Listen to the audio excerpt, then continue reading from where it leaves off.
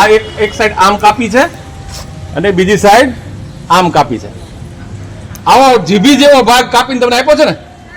હવે તમારે શું કરવાનું છે? આ એક જ ભાગ, આ નળાકાર ભાગ એમને રાખવાનો છે.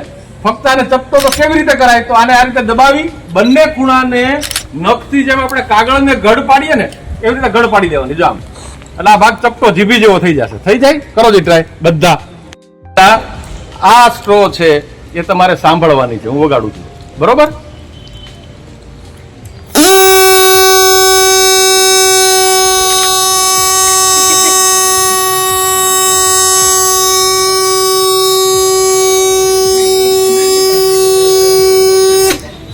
ચાલો, શું થયું?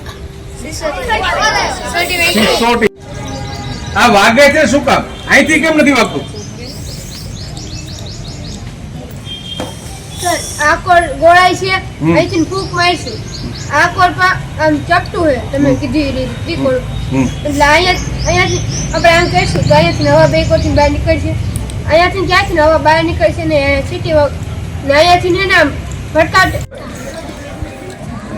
જે વસ્તુમાં વાઇબ્રેશન છે, કંપન છે, ધ્રુજારી છે એ આપણે સાંભળી શકીએ છીએ.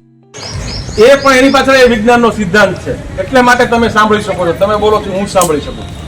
આ વાગે છે ને તો પણ એ સિદ્ધાંત છે. પક્ષી બોલે છે ને તમે સાંભળો છો ને તો એ સિદ્ધાંત છે.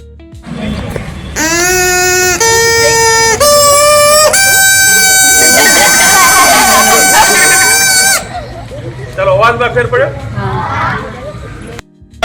મધ્ય એટલે વચ્ચેનું સપ્તક, એને મધ્ય કહેવાય. અને તીવ્ર એટલે ખૂબ વધારે વાગતું હોય, બરોબર છે ને?